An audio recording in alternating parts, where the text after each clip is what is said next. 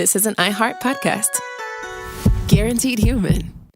All cat parents understand the feeling of being totally ignored by your cat and often thinking, does my cat even love me? There's only one solution to solve that, Sheba. Feed your cat Sheba and go from feeling ignored to truly adored in 12 days guaranteed or your money back. Sheba has a menu of products, appetizers, entrees, treats, and even a kittens menu. So Sheba has a product for even the pickiest eater, like Sheba Puree made with bone broth, a smooth and creamy texture that cats love, or Sheba Grilled, protein-rich formula made with real chicken and seafood. To learn more, check out Sheba.com.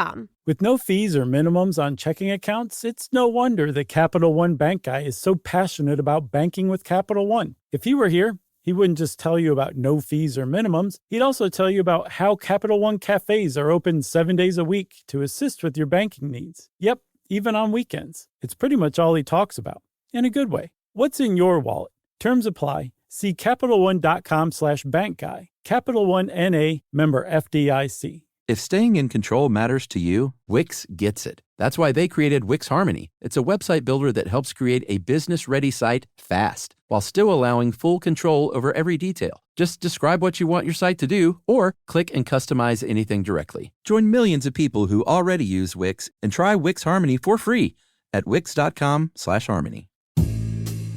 The bombing of Harvey's casino in Lake Tahoe, Nevada is one of the great overlooked capers. It's kind of nuts how anything like the Harvey's bombing could ever be forgotten, considering the outcome. This episode has it all. A great plot, incompetent criminals, an amazingly well-designed bomb, and a huge explosion.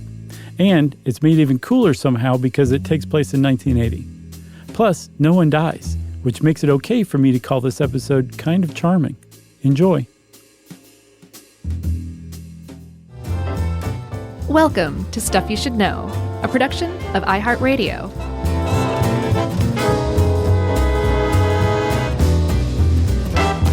Hey, and welcome to the podcast. I'm Josh, and there's Chuck and Jerry's here, and this is Stuff You Should Know, the true crime edition where nobody gets hurt. Isn't that amazing? Yeah, I think this falls into our sort of caper edition. Yes, well put. Well put. Editions. Do we have any other capers? Yeah, like the Chowchilla kidnapping, and I think any non-murder crime podcast, I think, would fall under this, like D.B. Cooper. Exactly. And before I forget, Chuck, that was definitely a caper. Good call. This was a request, which, like you said last time, we've been doing a lot of these lately, but this one was requested by Nick Hales. And I say, good request, Nick. Thanks for that. And I totally spaced on shouting out Neil Stevens from the UK for Georgia Guidestones episode. He requested it and gave me the idea to do it. All right. Nice work. This one was so familiar to me that I was sure that we had either touched on it or that I saw, what I really thought was that I saw a documentary about it, but I hadn't, because I don't think there's been one. I don't know what it is. It was really familiar with some other true life thing that I saw. I don't know, but the fact that there's not a movie about this is insane. Yeah, I don't know if it's movie worthy. Oh, really? Yeah. Oh man, just like the pork chop sideburns alone, right. I think would warrant a movie. But because I said pork chop sideburns, of course, we're talking about 1980, right, Chuck? August 26, 1980? That's right. And on August 26, 1980, very early in the morning, a couple of would-be delivery dudes, wheeled a big piece of equipment, had a cover on it that said IBM, into Harvey's Resort Hotel in Lake Tahoe, Nevada. Shout out to our buddy Aaron Hagar, representing Lake Tahoe. Oh, is he in Tahoe? Oh, okay, yeah. Cool. He's got it made out there in Tahoe. Nice. Except for the bears and wildfires. I'll bet he's heard of this story then. I bet you he has. We'll hear from him on this. But anyway, they wheeled it in there up to the second floor offices and dropped it off and basically skedaddled after that. They had a guy waiting in a van outside and drove them the heck out of there.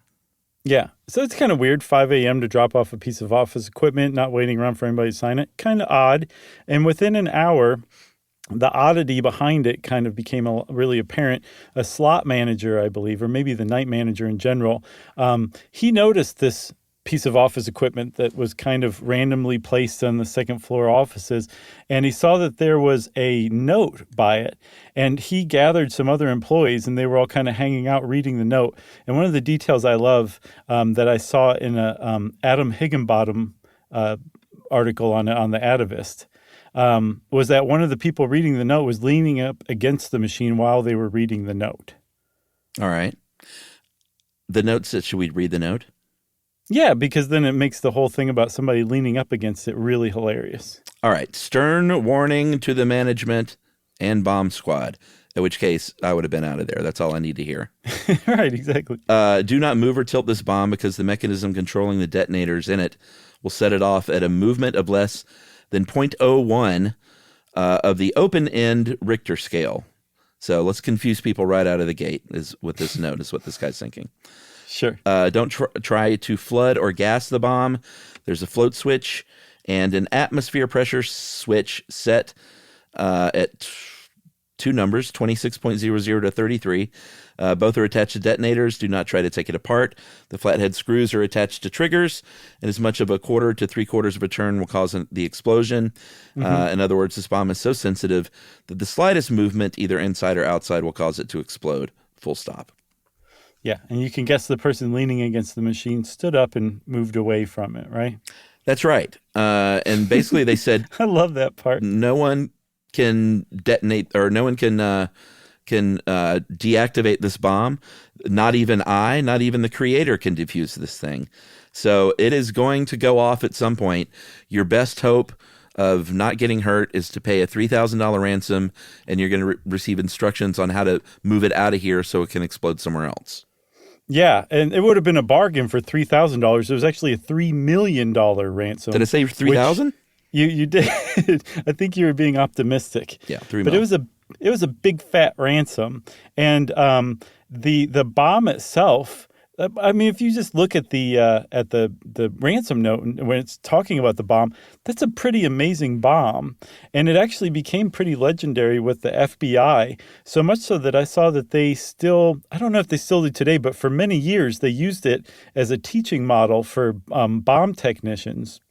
And the FBI considered it very sophisticated, and they said it was unlike anything any bomb technician had ever seen before. No one had ever made a bomb like this. Yeah, very good bomb, if there was such a thing. It was a couple of stacked boxes lined with metal and rubber that through conventional methods you couldn't separate, of course, without it going boom.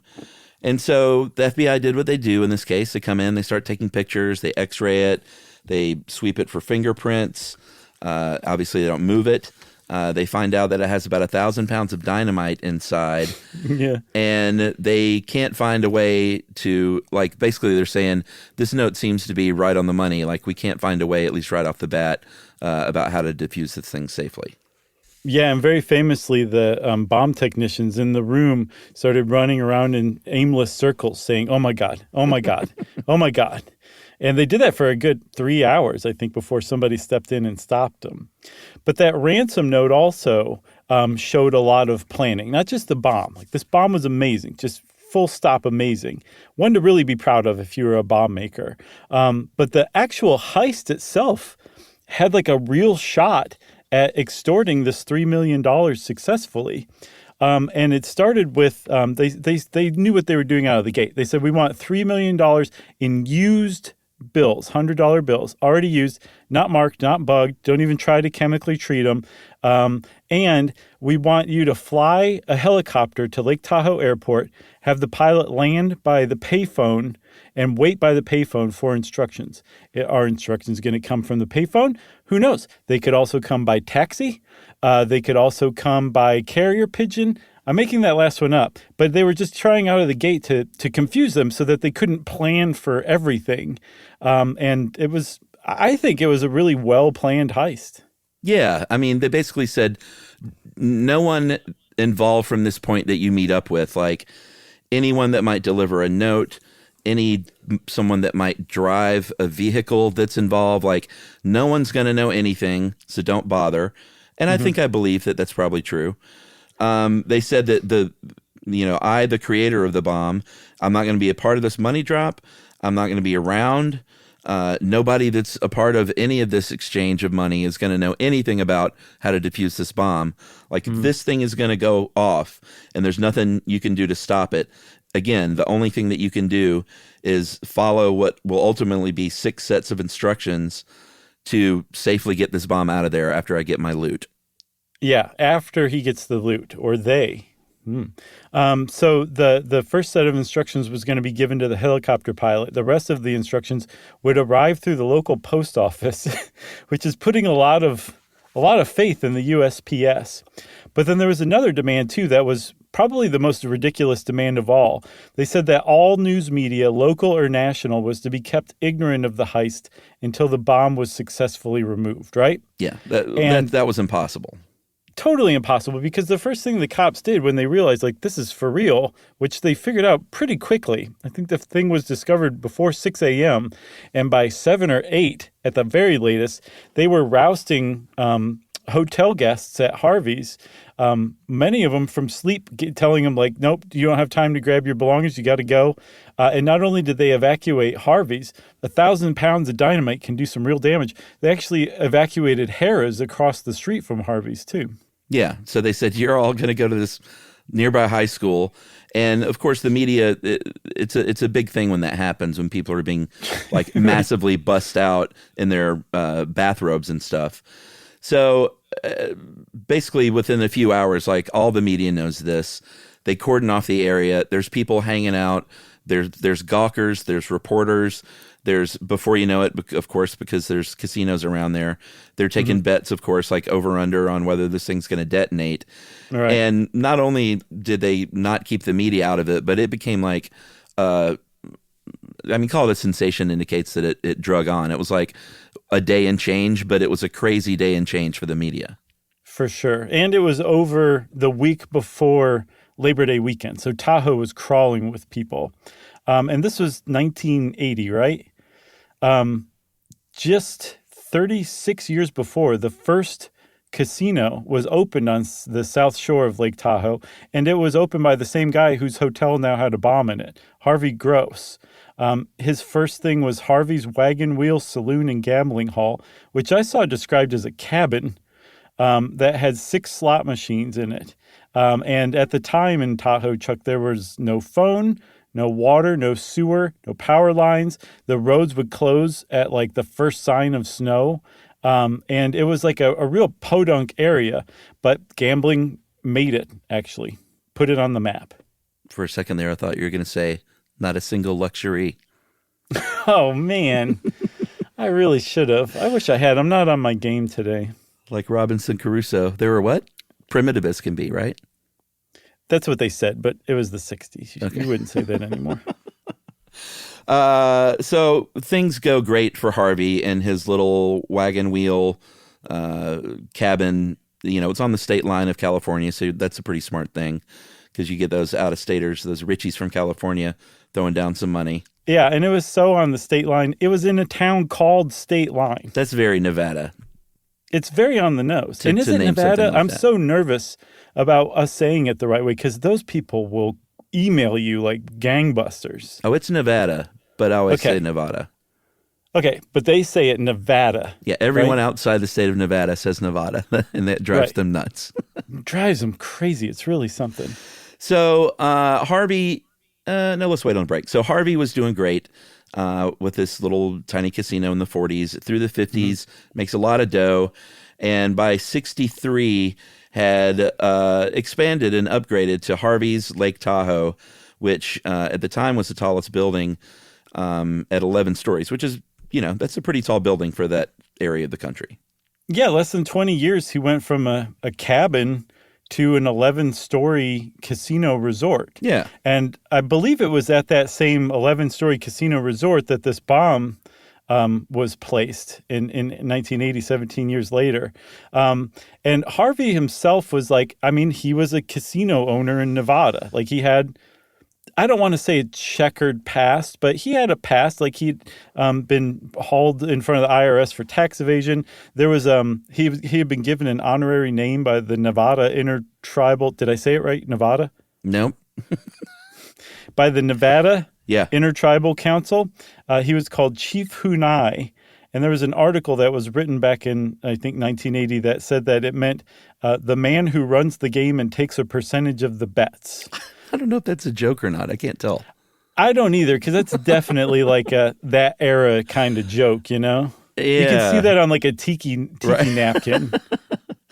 But the long and short of it is he'd had his little run-ins with the IRS and stuff and the gaming board, but it wasn't anything unusual. He wasn't like some bad guy, like a mafioso type. He was, like you said, he owned a casino, and he's going to be brought up by the IRS at some point. But all of this to say, he wasn't like some big mark because of like all his dirty dealings in his past, basically.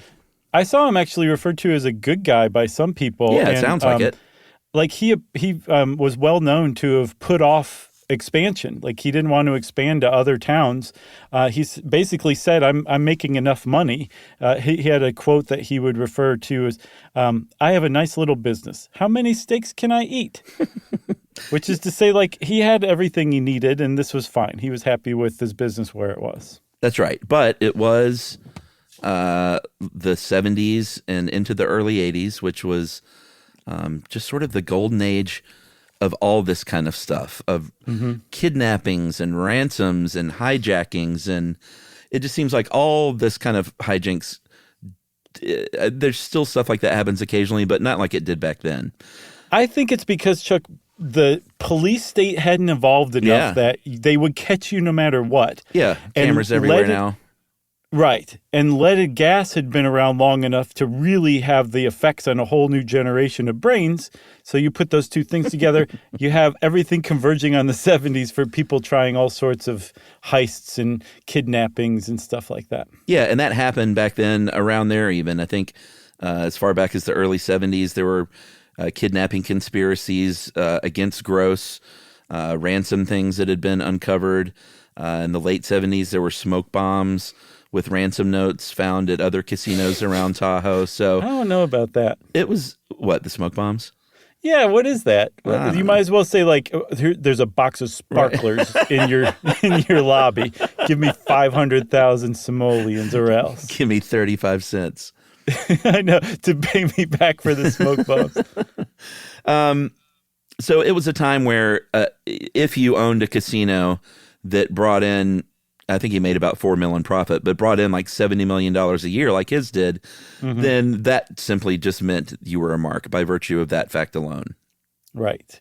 The thing is, though, is the FBI found out as they started investigating the case about a year after that it actually was a personal vendetta against Harvey himself or Harvey's casino that led to that bomb being placed there in August of 1980. That sounds like a great cliffhanger for a break. Thank you. Thanks, man. All right, we'll get back to it right after this.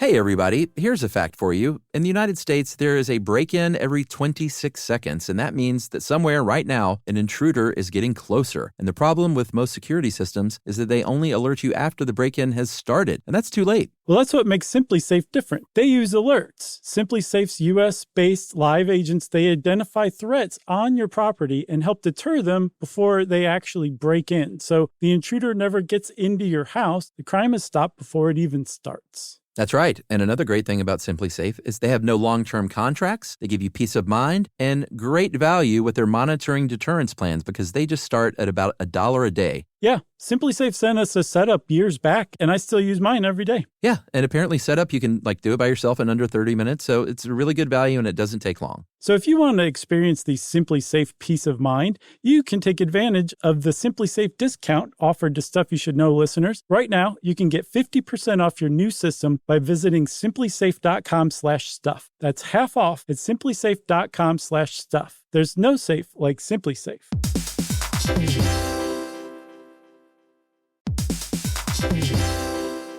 Work can be a little weird. One minute you're in a meeting that could have been an email. The next you're trying to decode corporate jargon that somehow means nothing. And don't even get us started on the quick sync that turns into a 45-minute deep dive. Yeah, well, the truth is figuring out your career isn't always straightforward. Whether you're trying to grow, pivot, or just stay relevant, it can feel like you're navigating it all on your own. Well, that's where LinkedIn comes in. That's right. LinkedIn can help you grow your career, helping you confidently navigate your path with insights, ideas, and inspiration from your professional community. You can stay up to date with the latest trends in your field, connect with people who get it, and discover opportunities tailored to your goals, your experience, and what actually matters to you. Whether you're looking for something new or just trying to grow where you are, LinkedIn gives you the tools and connections to move forward with confidence. Because LinkedIn is the network that works for you. Visit linkedin.com/knowstuff to learn more.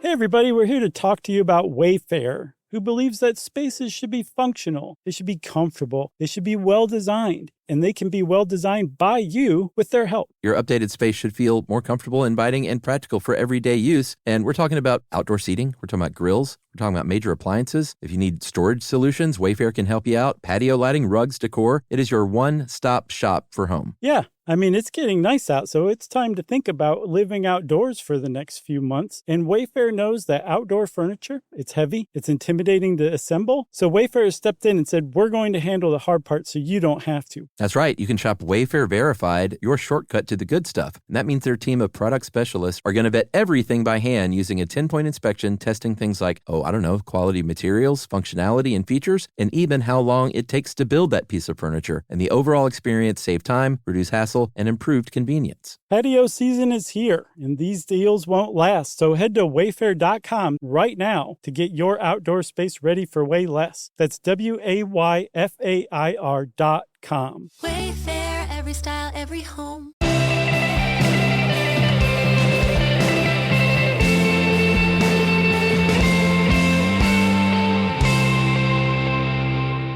All right, so we're back in action here at the bomb site. The FBI's bomb squad is working hard, trying to figure this thing out. They have another team working on a fake ransom drop. Special Agent William Jonke basically told Harvey, hey, listen, why don't we drag this thing out as much as we can? We'll do a fake payoff arrangement. Maybe we can just sort of put off this bomb going off long enough for us to figure it out, either how to stop it or how to catch these people. Like, the bomb is going to go off no matter what. And once Gross heard that, he was like, well, I'm not paying anything if this thing's going off no matter what. You can use by God, you can use my own helicopter for the drop even. And that's what they did. They used his own personal helicopter, but the pilot was a Fed, and there was another Fed with a gun hiding behind the pilot's seat with a suitcase full of mostly fake money. Yeah, I think a few grand is what I saw. And just like the ransom note said, the agent flew the helicopter to Lake Tahoe Airport, landed next to the payphone, and got there just in time from what I saw for the phone to start ringing, although I suspect they were being watched.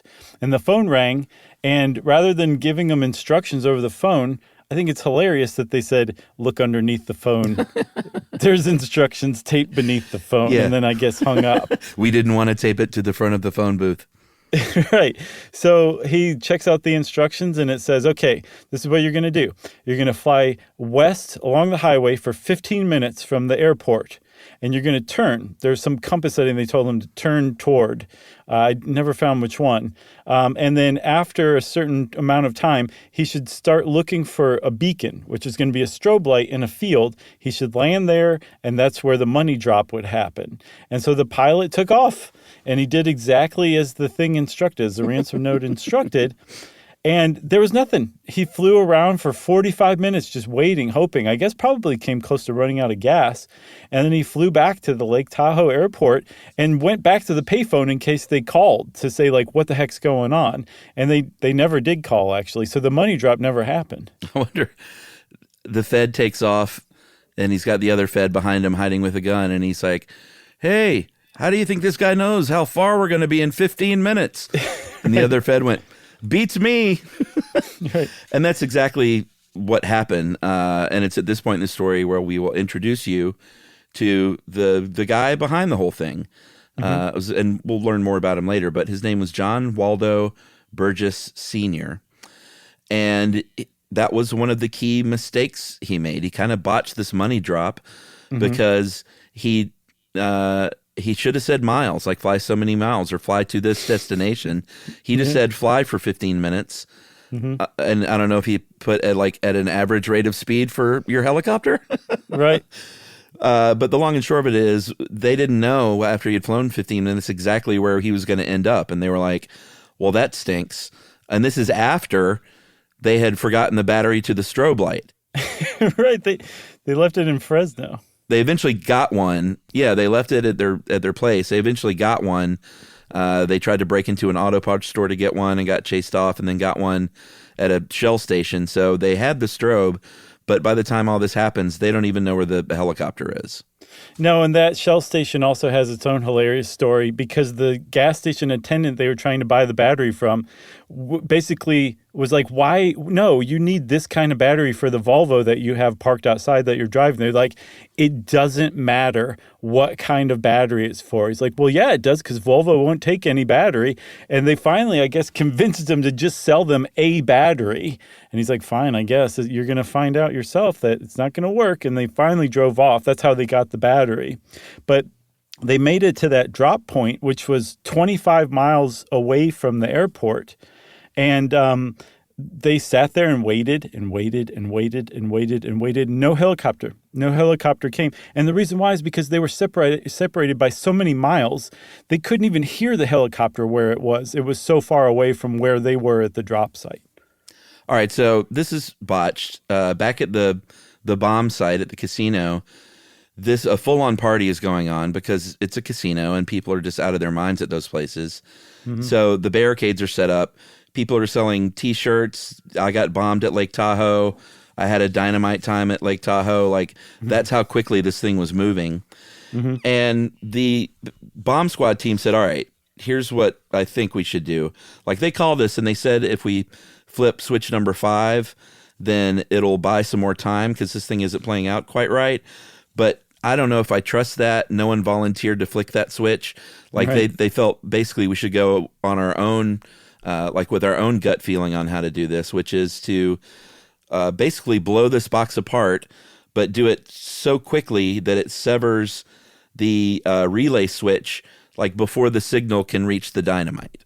Yeah, which is pretty fast, and it was possible. They had some of like the greatest minds in the United States who knew about bombs working on this problem, and they designed a charge especially for this, and it was built and brought to the site and put up.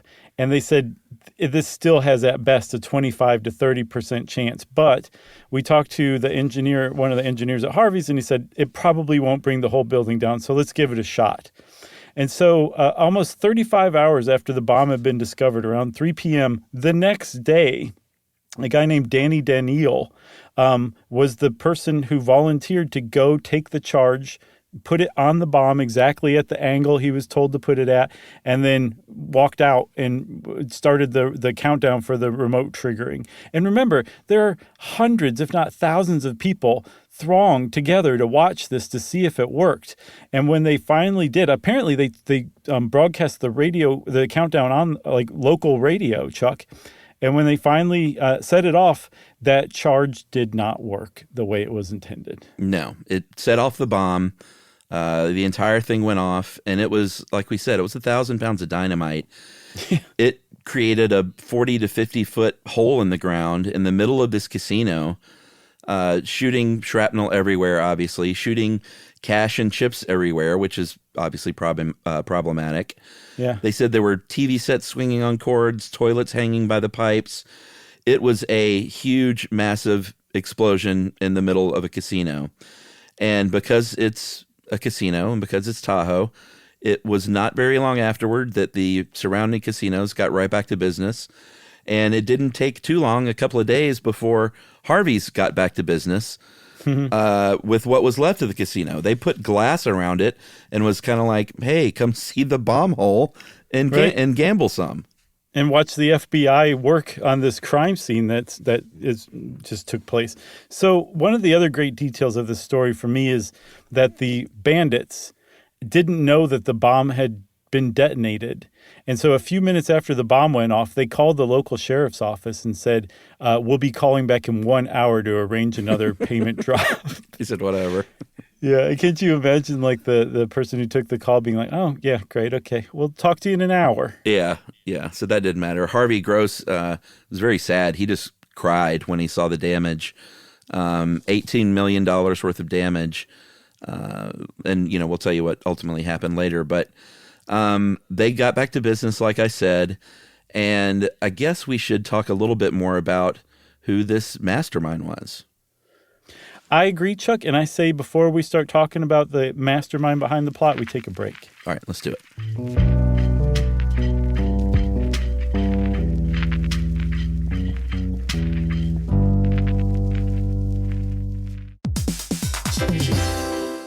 Hey, everybody, here's a fact for you. In the United States, there is a break-in every 26 seconds, and that means that somewhere right now, an intruder is getting closer. And the problem with most security systems is that they only alert you after the break-in has started, and that's too late. Well, that's what makes SimpliSafe different. They use alerts. SimpliSafe's U.S.-based live agents, they identify threats on your property and help deter them before they actually break in. So the intruder never gets into your house. The crime is stopped before it even starts. That's right. And another great thing about SimpliSafe is they have no long-term contracts. They give you peace of mind and great value with their monitoring deterrence plans because they just start at about $1 a day. Yeah, SimpliSafe sent us a setup years back, and I still use mine every day. Yeah, and apparently setup, you can do it by yourself in under 30 minutes, so it's a really good value and it doesn't take long. So if you want to experience the SimpliSafe peace of mind, you can take advantage of the SimpliSafe discount offered to Stuff You Should Know listeners. Right now, you can get 50% off your new system by visiting simplisafe.com/stuff. That's half off at simplisafe.com/stuff. There's no safe like SimpliSafe.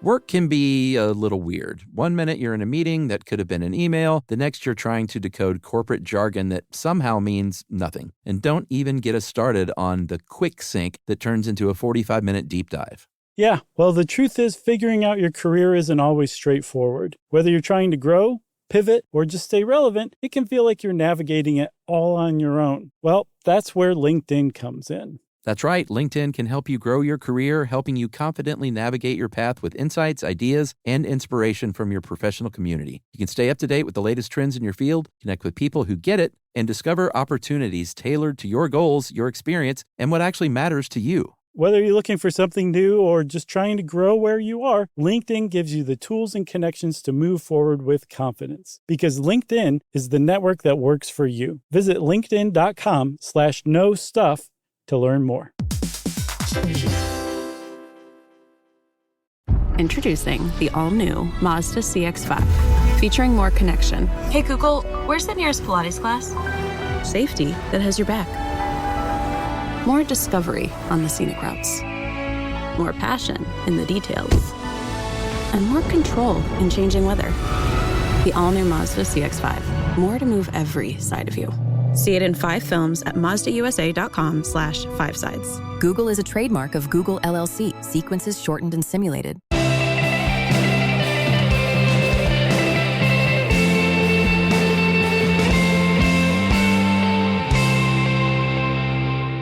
So we already revealed who it was, a guy named John Burgess Sr. And his son wrote a book later that I saw. He called the publisher to find out how many copies had been sold at the time, and they told him 0.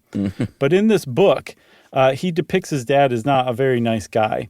He was an abusive husband, physically abusive, a really terrible dad. He liked to emotionally blackmail his family by threatening to take his life by suicide. And he was an actual Nazi. Like a genuine Nazi, just to put the cherry on top of everything. Yeah, he flew for the Luftwaffe and spent 8 years in a Soviet prison camp before coming to America and becoming a multimillionaire. So it kind of ended up okay for him. He had a landscaping business in Fresno that apparently did really, really well. But he also liked to gamble a lot and lost a ton of money over the years. I think about $750,000 they'd estimated that he lost, I think, at Harvey's alone, right? I think that was the whole shebang, but most of that was at Harvey's. That was my take on it. Okay. And we do need to put a pin in something else, is that years before he had a business, a restaurant that it was pretty clear that he burned down for the insurance money, got up $355,000 from that and gambled that away. Yeah, he was that kind of guy, right? So the heist itself, it was an attempt to make back some of the money that the house had taken from him over the years that he felt bitter about. But also the reason that he targeted Harvey's, they later found out, was that on some New Year's Eve, a year or two before, he had been given the high roller suite. That's how often he gambled at Harvey's. Like, he was well known there. But he had amassed such a debt that they actually took him that evening out of the high roller suite and put him in a regular room. That was why I did it, man. Much to his great humiliation. Yeah. I mean, that was pretty much why he, at the very least, why he targeted Harvey's. He considered that quite a loss of pride, because I guess he was with a date and the date was like, I thought you said you were big time. Right. Which didn't make it any better. So that's why Harvey's got targeted in particular. That's right. And they put Aaron Hagar in that suite instead. They did. And everything was right with the world. That's right. So actually, he's about my age, so he would have been a kid back then. Or maybe they did. He could have been high rolling. Maybe he was like a 9 or 10-year-old, like running the show in that gambling room. I could totally see it. So we mentioned he was Burgess Sr. There was a Burgess Jr. He had a couple of sons, John Jr. and Jimmy, who were 20 and 18, respectively. And then Jimmy, was Ella Williams the senior's girlfriend? Yes. Okay. So he had a girlfriend named Ella Williams who were also in on it, and these two numbskulls who delivered the bomb named Bill Brown and Terry Hall. The FBI later said after they caught Bill Brown, they described him, it was from a report, like somebody who witnessed the bomb being delivered. They said one of them was a hayseed, a real goober type. That's how they described Bill Brown. And it's sad for Bill Brown and Terry Hall, Chuck, because they got a total of $2,100. But it wasn't until after they were driven away early that morning that they were told what they'd just done. They did not know that they were delivering a bomb until after they delivered the bomb. Isn't that terrible?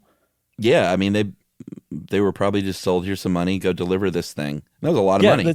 That's exactly right. Yeah, and John Burgess Jr. just totally misled him, which is another mark against that guy.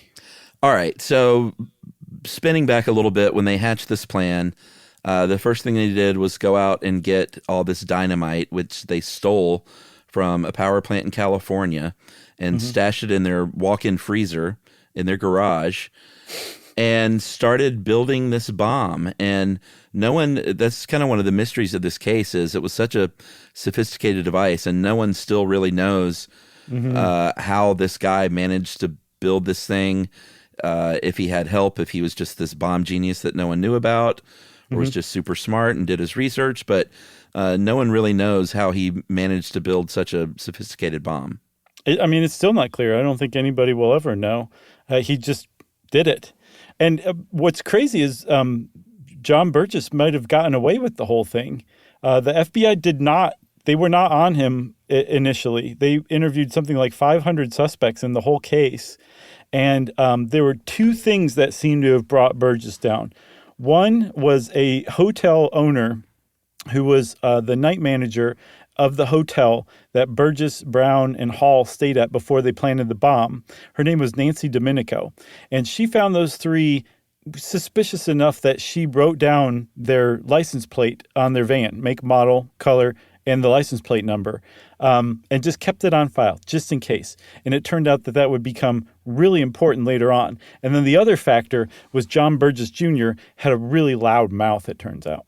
Yeah, he had a girlfriend leading up to the event, and he would just brag all about this thing. They break up. You never think about the breakup side of things when you're spilling your innermost thoughts. Yeah. And she has a new boyfriend, tells him all about this guy I dated before you that told me all about this bomb plot. The new boyfriend calls in the FBI tip. So now they have a couple of tips pointing to these dudes. Yeah. They tracked down the van that the Nancy Domenico had reported as shady, and it was a van that was registered to the restaurant that Burgess Sr. allegedly had burned down. So that's where that comes back into play. Yeah, so they're like, okay, let's go interview John Burgess Sr. And John Burgess Sr. says, oh, John Jr. was driving the van. Just completely gave his son immediately. up. Yeah, I mean, like that first interview probably said, here's his address.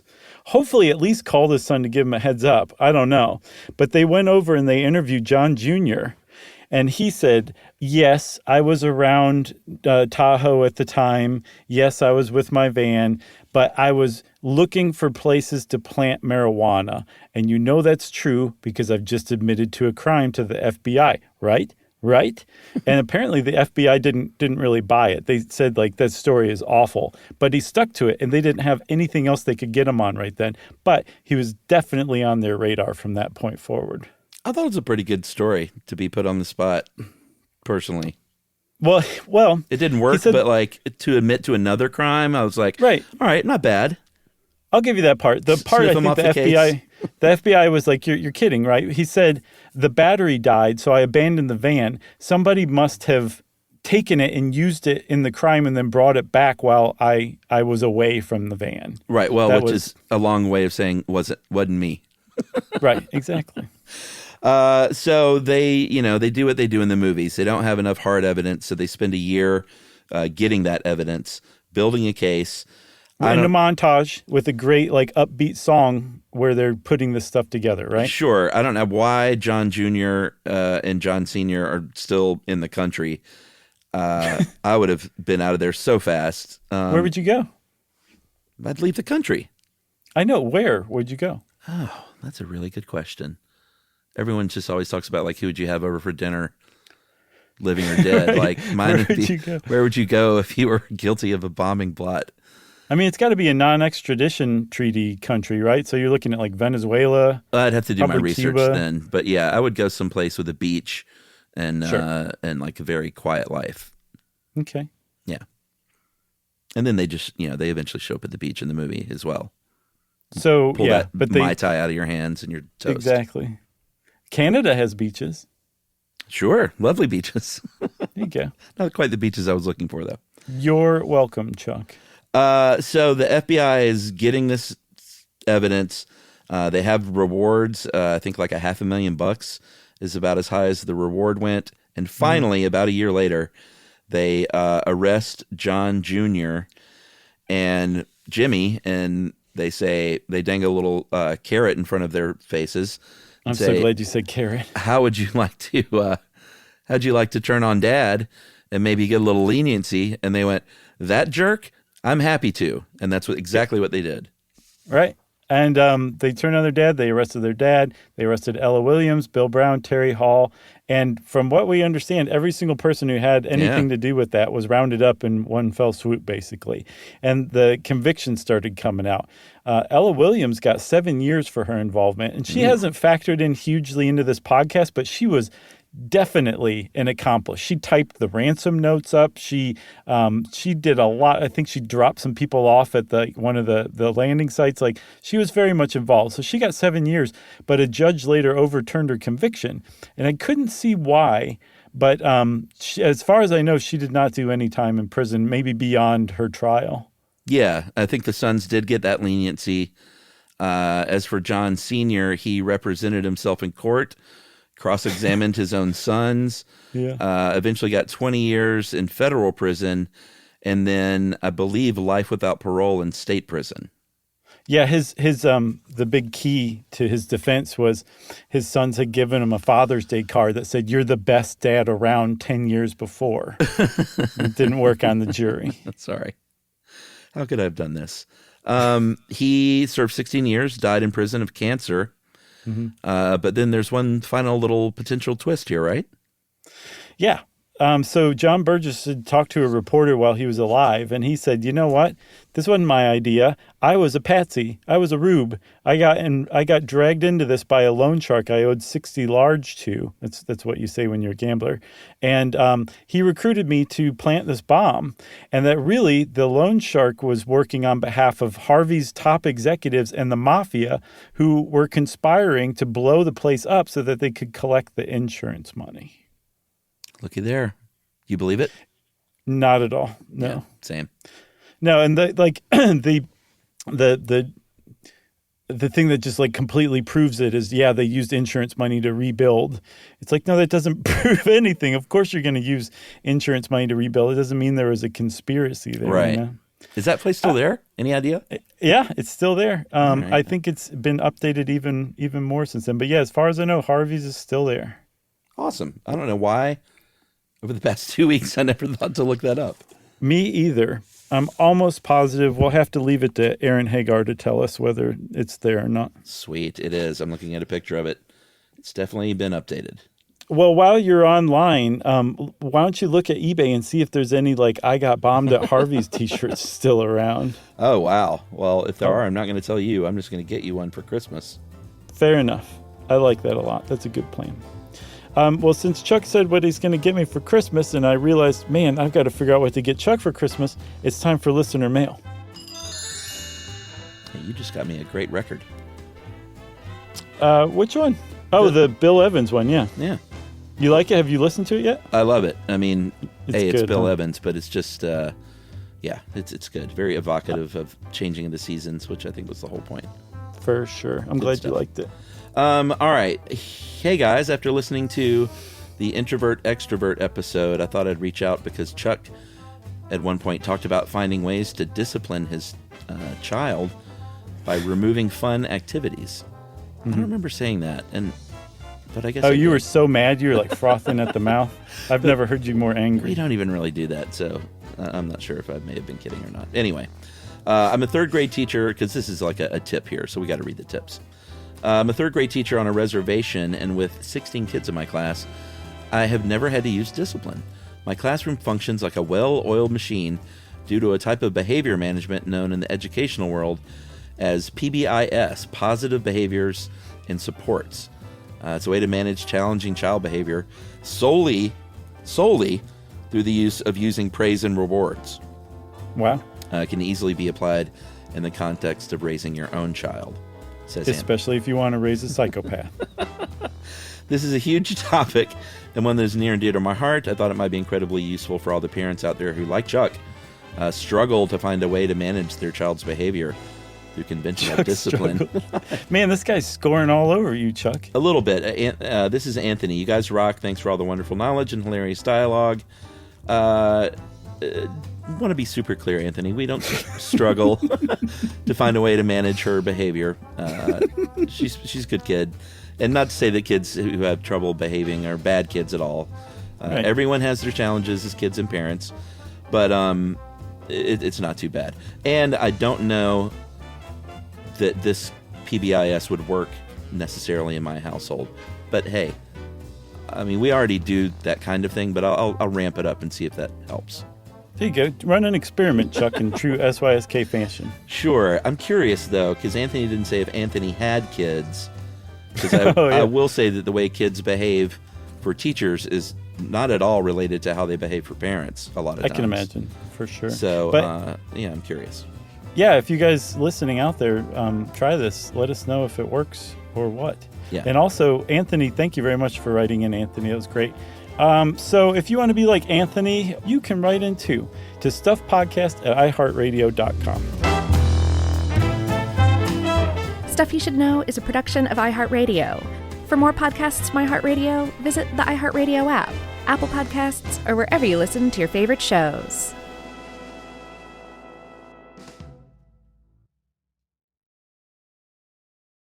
Introducing the all-new Mazda CX-5, featuring more connection, Hey Google, where's the nearest Pilates class? safety that has your back, more discovery on the scenic routes, more passion in the details, and more control in changing weather. The all-new Mazda CX-5, more to move every side of you. See it in 5 films at MazdaUSA.com/5sides. Google is a trademark of Google LLC, sequences shortened and simulated. When it comes to small business, people want to talk to people, not bots, not voicemail. Your customers or clients want a real human connection, and that's exactly what they get with Ruby. Ruby is the virtual receptionist company that takes care of your callers when you're unavailable, in the middle of something, or just don't want to pick up. They can answer, screen, and transfer calls, as well as take messages, collect payments, book appointments, and more. All while saving you time and making the people you serve feel special. It's available 24/7, 365 days a year, and is 100% based in the U.S. See how it works at ruby.com, or better yet, give them a call at 844-900-RUBY. Geico presents a 30-second podcast between your podcast. Today's story is shared by one of our listeners. It's called Betrayed by Bill. It was in that moment I caught who was staring back at me in betrayal, or more like what? My insurance bill. With trembling hands, I grabbed my phone and switched to Geico, saving about $900 in the process, and never to be betrayed again. Now that was bloody riveting. It feels good when the story ends with savings. It feels good to Geico. This is an iHeart podcast. Guaranteed human.